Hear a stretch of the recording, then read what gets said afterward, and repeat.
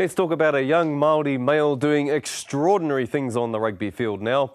I te wā e tamariki nohi ana ia, ka kitea te pito mata I roto ia Israel Dagg, e o pango ai ia a tōna wā.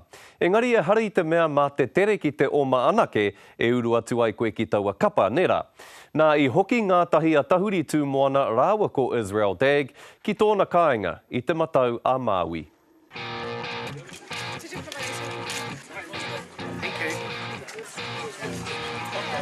Kei te tata mai te papa tuki ki te matau a Māui, kia kitea kōwai te whakaihu waka o nā toa mō nā krapufu tupaoro. Kua te kaumātahi wiki rātau e whakana ana kia tai ki tēnei whirina whakamutuna mo te ipu medicine. He taona whakahirahirara wātu ki te huna putupaoro ki te matau a Māui. Tērā tētahi o nā kai tākaro e tino hikaka ana mo tēnei kēmu. Kei waina I ngā pia, he tohuna no te kapa ōpano e whai ana I ona moi ao. Kua toru marama a Israel Dagg e whara ana mo tēnei kēmu kia tāia e ia te whakātu ki ngā kai whiri I te kapa ōpano kei te pakari ia mo te uru atu ki te ipu o te ao. Engari I whakanāwari hia nā ture kia āhei ia ki te tākaro mō nā Pirates. I know there's been a bit of controversy about him playing in the club final, but hey, it's out of my hands. Well, of course, the rules of Hawke's Bay Rugby are that you need to play 2 games of rugby to qualify to play in the finals. However, of course, as he's been with the All Blacks and injured, and he wasn't able to do that. So at a meeting yesterday, the union and the clubs agreed that Izzy would be able to play 40 minutes. He tohu aroha no nā iwi o te matau a Māui kia uru ai tētahi o a rātou tama ki te whakataetai putupōro mo te ipu o te ao. He parirau, he whurupēke me he pūpana, ko Israel Dagg anō te kai whakarite piro, te kai whiwhi piro rānei. I tīmata tana tākaro putupōro iaia I te haikura I te taha o nā Magpies ki te matau a Māui. I tākaro anō hoki ia moa o te aroa mo te putupōro hoko whitu I nā taurua mano mā whitu ki te taurua mano mā waru. This is Israel Dagg. He comes on the field and what does he do? Just scores. He's loving it. Whai muri mai ka uru ia ki te kapa o nā Highlanders ki o tākou. Tauana ki te tīma o nā Crusaders ki o tautahi I te taurua mano te kau. Nā tērā ka uru ia ki te kapa o pano. Kāre kore ko ia tonu tētahi ka tirohia mo te ipu o te ao. Engari I haukotia tana hīkoi I te marama o Haratua. I te tukina o nā Crusaders ki te Western Storm I tihai te uawha o Israel. Yeah, when I kicked the ball, just kind of awkward position and tore my rectus femoris off the bone, off the hip. And yeah, had to get surgery, they had to pull it back up, tie it back up. I was on crutches for 5 weeks, so I couldn't do much. Then after that, I met with the Crusaders physio, and the All Blacks physio came in and we sat down and we just had a plan and the goal we wanted to achieve, and now I'm back to the goal of playing. Ka hore noa kia hina nā Pirates o Ahiriri, me te whakapono ka riro ia rātau tēnei kēmu. Engari anō Israel, ranirua ana nā whakaaro. Oh, I was pretty nervous, yeah. I ran out and there's a few people cheering, I had to relax a bit. Yeah, it's a pretty special moment just to get back out there and get the feel for rugby again. And I'm very appreciative of Havelock North for letting me do that, and Pirates for letting me, come in and play. A muri o te wehena tuatahi I nata nā hiahia o te huna tautoko.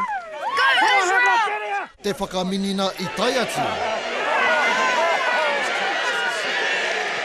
Me tōna ko ka hoki. Oh, very proud. Very proud. I'm just so glad that, we did what we did. But we did it with all our children. E whitu katoa nā tamariki, ko Israel te teina o nā tāne, I tiputahi I noho a whānau hoki rātau. Yeah, things were tough. The kids were at school, and I was doing my nurses training and I was working, and when the kids were young and growing up, I sewed a lot of their clothes. We had a garden. Mō Israel he hoki nā mahara he ko ana nākau. He kaha anō ia ki te hoki mai ki here tauna, kia purea ai ia e nā hau. So what's this place? This is where I grew up. For my school years. My sister's living here now, so it's still part of the family. We used to play backyard cricket, rugby, smashed a few windows. Mum wasn't very happy, but yeah, had some good times. I've heard that some people call this the ghetto. Is this place the ghetto? Yeah, I guess so. Like when people ask where you grew up, when you say Kina, Wavell Street, Wavell Place, they go, oh, what was that like? But I don't know, once you're down here, it's not that bad. You know, you got some really nice people down here and really friendly people. One of your dreams was to buy a house for your parents. What was that always the plan from the start?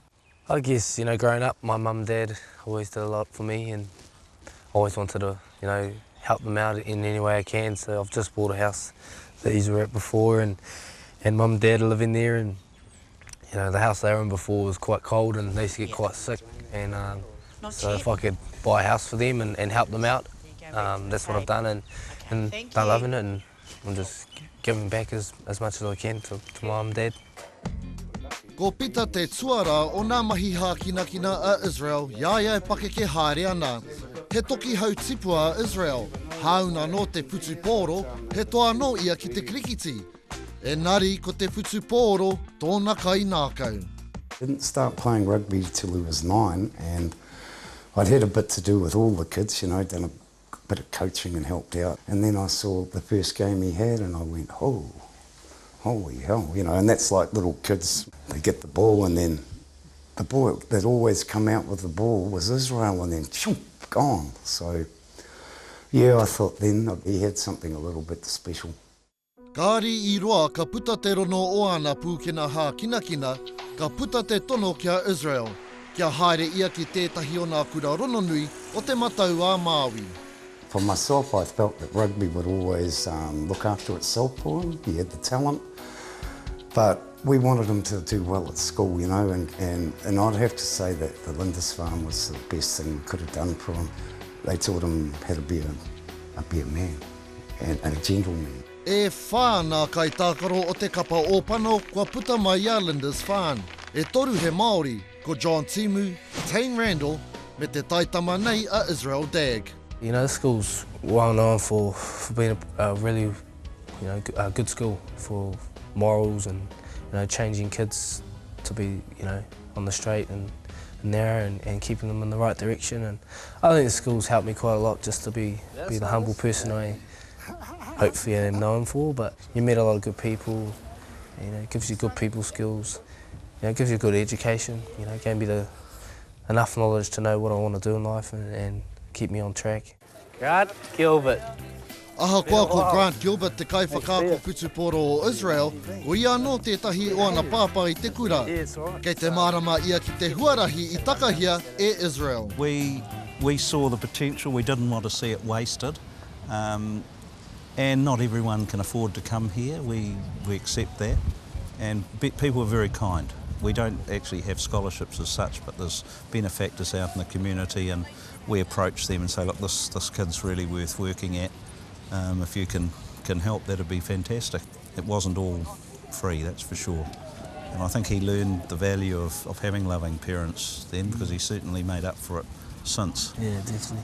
I nāia nei kei a Graham Henry te tikana ki te tohu kōwai ka uru ki te kapa putupōro mo te ipu o te ao.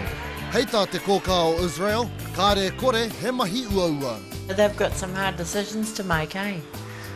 And 6 are going to miss out, and it's a shame, but hey, at the end of the day, this is New Zealand's year.